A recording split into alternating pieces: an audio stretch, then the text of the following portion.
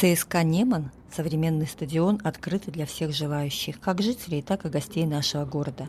И я хочу рассказать вам его историю. Ведь немногие знают, что на месте стадиона было старое еврейское кладбище и даже открытый 25-метровый бассейн, который особенно экзотически смотрелся в зимнее время, окруженный по краям бортов снежными сугробами. Но обо всем по порядку.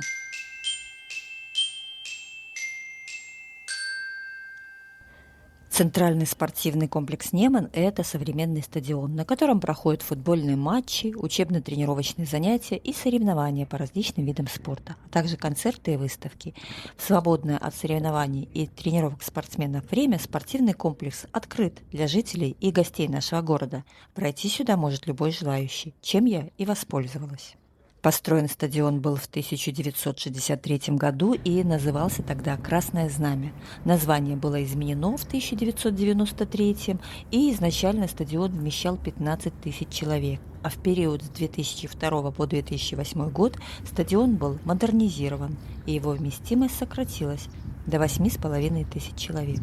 Но немногие знают его историю. Дело в том, что стадион был построен на месте кладбища, которое называлось Новое еврейское кладбище. И с начала 17 века на протяжении почти 250 лет здесь было похоронено более 14 тысяч человек.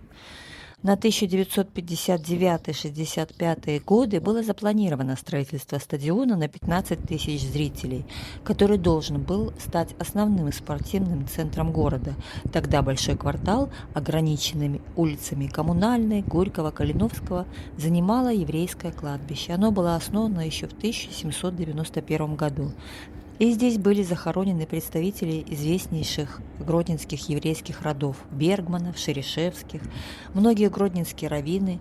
И во время фашистской оккупации кладбище было частично уничтожено, а в 1947 году его закрыли. В 1959 было принято решение о возведении кинотеатра в северо-западной части кладбища, примыкавшей к улицам Горького и Калиновского, которое было поэтапно снесено. В 1960-е годы советская власть в Гродно снесла кладбище и уничтожила захоронение, в том числе могилу Лейба Найдуса с памятником в виде ангела, который был установлен в 1923 году, памятник авторства варшавского скульптора Абрама Асчеги.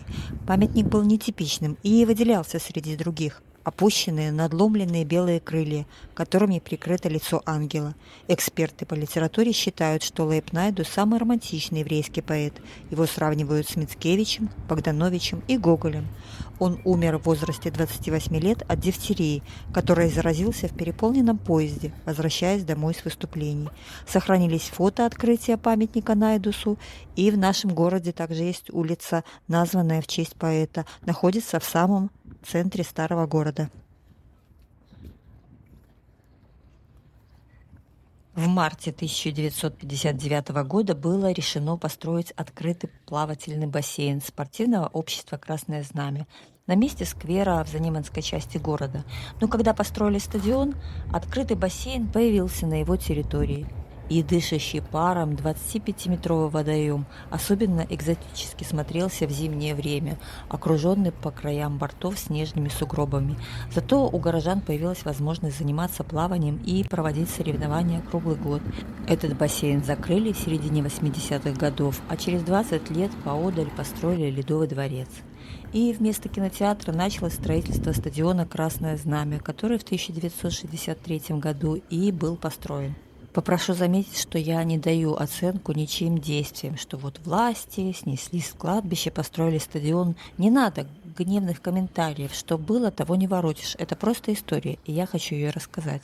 Не надо никаких параллелей, просто история нашего города такая, какая есть. С 1962 года по 2001 год стадион находился в собственности Федерации профсоюзов Беларуси. И Управлению спорта и туризма Гродненского облсполкома он был передан 27 декабря 2001 года. И после передачи изменилось и название стадиона. До 31 августа 2007 года он носил название «Спортивный комбинат Неман». А по проекту гродненского архитектора Владимира Евдокимова после реконструкции 2003-2008 годов Центральный спортивный комплекс Неман Получил капитальный ремонт, новое поле для хоккея на траве, новое современное здание со всеми залами для тренировок, в том числе вот здесь, где я хожу сейчас. А вот количество мест для зрителей на трибунах уменьшилось почти до 8,5 тысяч. Эта арена имеет 3 звезды УЕФА, что дает право принимать здесь официальные матчи сборных и Еврокубки до групповой стадии включительно. В 2009 году один матч на стадионе провела сборная Беларуси с победой над Андоррой 5-1. Я на этом матче присутствовала. Я 5 лет проработала в Ледовом дворце и в 2009 только перешла работать на стадион. И как раз попала на матч с Андоррой. В общей сложности проработала здесь 10 лет. И очень необычно и интересно пройти здесь снова. В 2002-2003 городские власти начали глобальную реконструкцию стадиона, во время которой грунт со стадиона, который был лишним, был разведен на подсыпку улиц и другие хозяйственные нужды по всему городу. И в городе началась вспышка менингита. Городские газеты писали о 47 случаях заражения, и среди заболевших было только 3 взрослых, а остальные дети в возрасте до 14 лет. Винили тогда водопровод, но в городе ходили слухи, что это именно из-за того, что песок с кладбища развезли по всему городу. Документальных свидетельств не осталось, только воспоминания жителей. Возможно, это одна из причин, почему не перезахоранивают останки с других кладбищ, как, например, старое еврейское кладбище под стоянкой рядом с улицей Доминиканская и Большая Троицкая, или старое Кирховое кладбище. Бассейн на стадионе я сама не помню, но, возможно, меня в него просто не водили. Муж у меня жил неподалеку и помнит, как ходил плавать в этот бассейн. И то невероятное удивление, когда плаваешь зимой в теплой воде на улице, а бассейн окружают сугробы, если ходил зимой. Бассейн находился вот здесь, как раз между зданиями сейчас бани на стадионе и Ледовым дворцом. И напишите в комментариях свои воспоминания. Может быть, кто-то посещал этот открытый бассейн на стадионе. Что помните об этом? Всем нам будет интересно почитать. Ведь многие, как оказалось, даже не знали этого факта. А сейчас на этом месте вот находится волейбольная площадка. Как раз здесь, где был бассейн. На стадионе, вот здесь, рядом с фонтаном, установлена стела олимпийской славы с именами олимпийских победителей и призеров. Есть имена наших знаменитых гродненцев Ольги Корбут, Ивана Едешко, Александра Курловича и многих других имен именитых спортсменов Гродненщины. Надеюсь, всем знакомы эти имена. И в музее Гришук-Арсенал есть стена славы гродненских спортсменов, и там медали и фотографии из личного архива Александра Курловича, нашего прославленного тяжелоатлета.